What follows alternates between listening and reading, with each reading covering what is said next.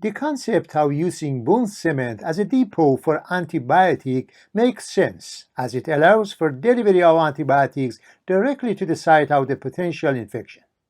However, its role in prevention of infection remains controversial.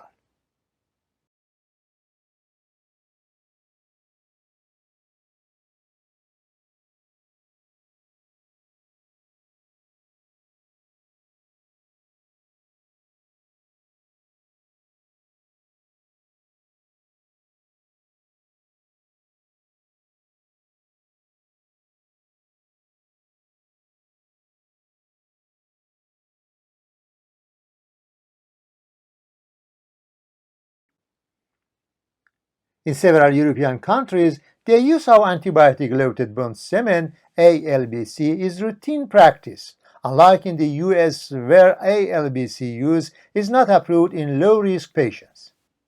It has been claimed that the antibiotic in ALBC increased the risk of aseptic loosening, risk of systemic toxicity, allergic reaction, and bacterial resistance. The second consensus has tried to address this as a preventative approach in hip and knee section. The consensus raises this issue in two questions.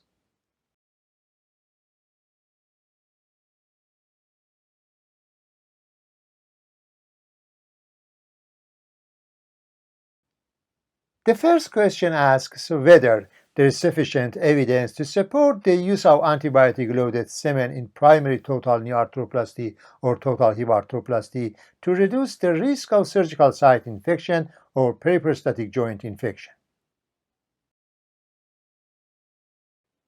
The recommendation is there is no conclusive evidence to demonstrate that routine use of antibiotic-loaded cement in primary total knee or hip arthroplasties reduces the risk of subsequent surgical site infections or periprosthetic joint infections, SSIs, PGIs. Recent high-level evidence and registry data have not demonstrated a reduction in SSI-PGI. Furthermore, the added cost, the potential for emergence of resistant organisms, and the potential adverse effect of antibiotic on the host provide adequate reasons to refrain from the routine use of antibiotic-loaded cement during primary total joint arthroplasty. The recommendation is supported by moderate level of evidence. The delegates could not reach a consensus as just 38% agreed with this recommendation.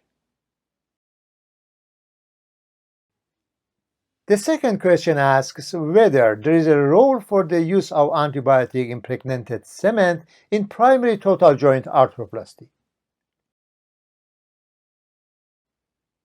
The recommendation is that antibiotic-impregnated cement may be used during primary total joint arthroplasty to reduce the risk of surgical site infection or periprosthetic joint infection. The benefits of antibiotic-impregnated cement versus its cost and other potential adverse effects may be most justified in patients at high risk of infection. There is moderate level of evidence for this recommendation. 93% of delegates agreed with it, which made it a supermajority strong consensus. The elution profile of cemented antibiotics has been evaluated, which demonstrated that the elution kinetics of vancomycin, tubramycin, gentamicin, moxifloxacin, and clindamycin are better than others. Thus, the two most common antibiotics mixed with bone cement are vancomycin and aminoglycosides such as tubramycin and gentamicin.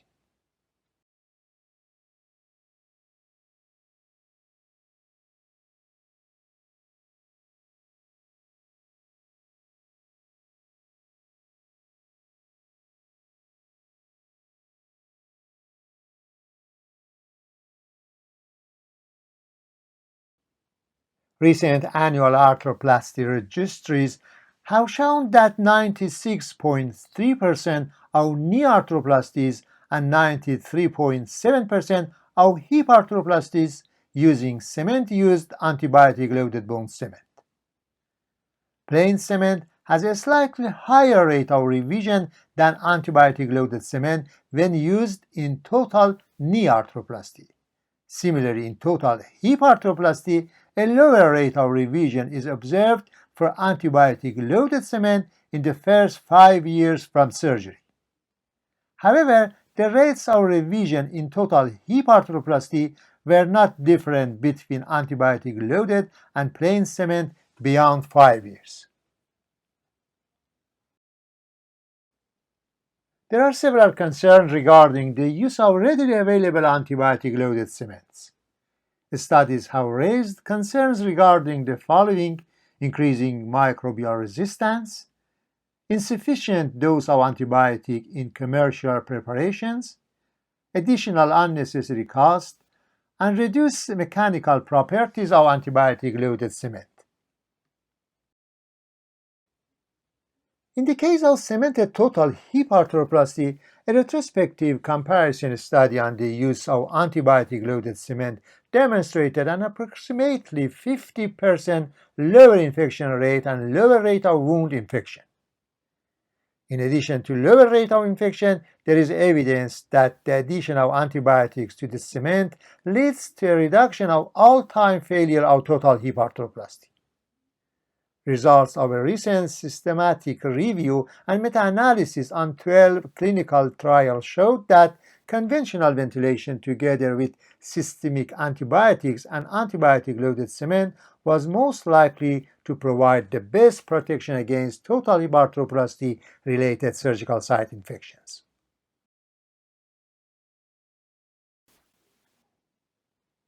In this regard, it would be useful to have a recommendation of Dr. Parvizi regarding this issue in total hip arthroplasty.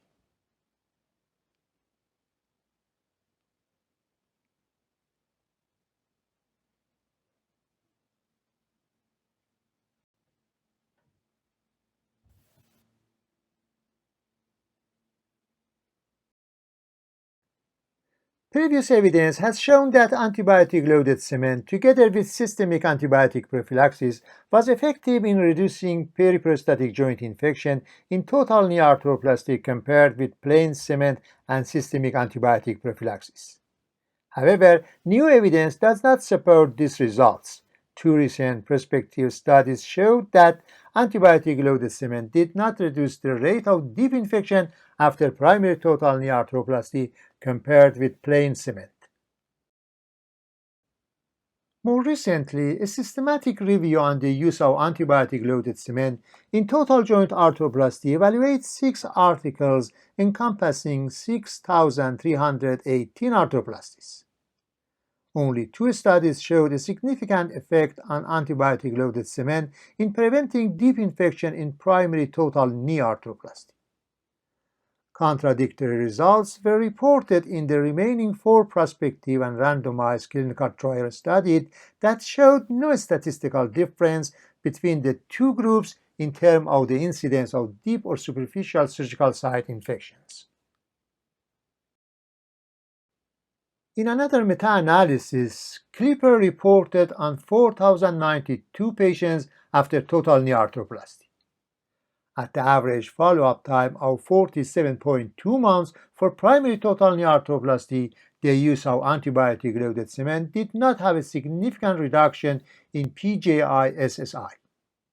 In addition, an analysis of 64,566 joints from the New Zealand Joint Registry demonstrated that the use of antibiotic-laden cement was actually associated with an increase in revision for PJI.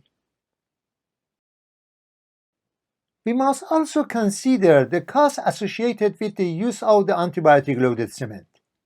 Industrially manufactured antibiotic-loaded bone cement may be preferred due to the ease of access. However, biomechanical and elution testing has demonstrated that 1 gram of vancomycin in handmade antibiotic-loaded cement can reduce the cost without compromising the mechanical strength of elution of the drug. In addition, vancomycin potentially has a higher antimicrobial activity than gentamicin for methicillin-resistant Staphylococcus aureus while remaining heat-stable with adequate elution. Overall, the literature still lacks an appropriately sized randomized clinical trial to better support the use of antibiotic-loaded cement. Since the second consensus in 2018, there have been a number of studies in this domain.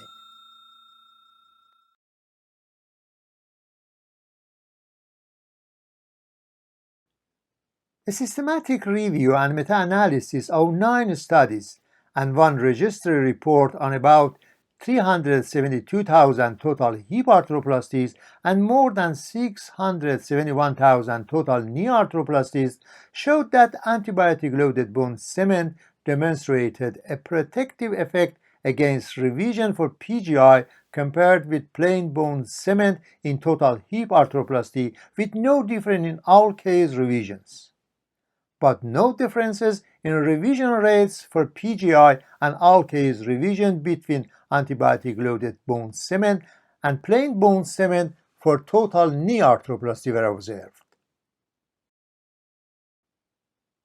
Another study published in the Journal of Bone and Joint Surgery in 2020 and assigned as the paper of the week in International Consensus Meeting website reported that nearly 50% of total knee arthroplasty procedures in North America are performed with antibiotic-loaded bone cement.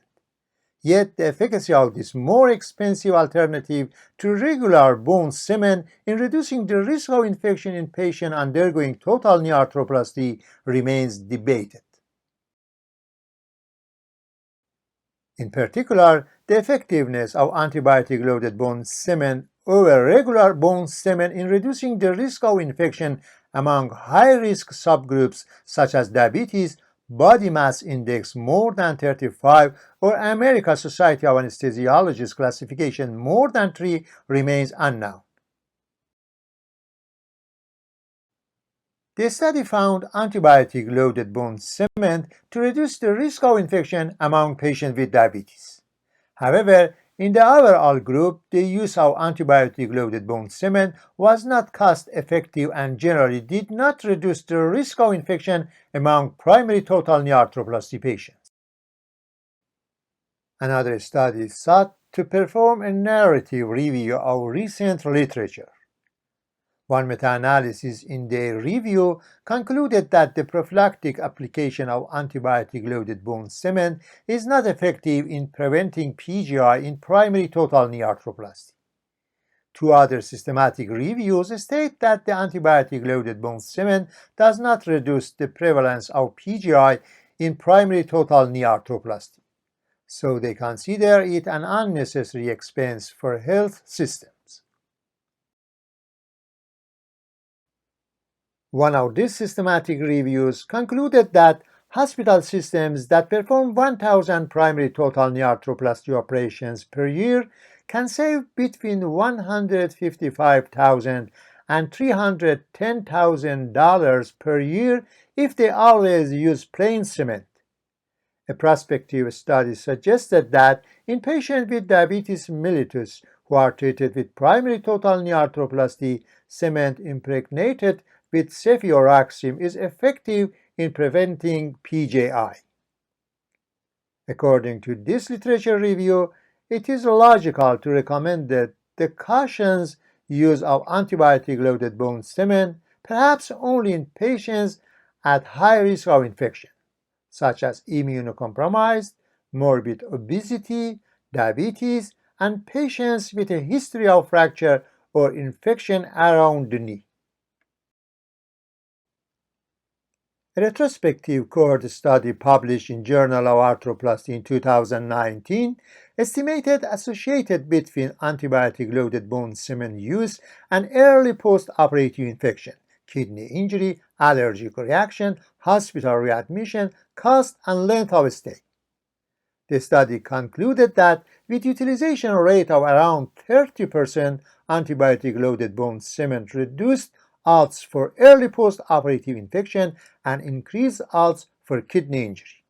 Therefore, the authors recommended strong consideration for selective use of antibiotic-loaded bone cement in primary total knee arthroplasty. In the end, let's take a look at Arlen Hanson's routine in his practice in this regard.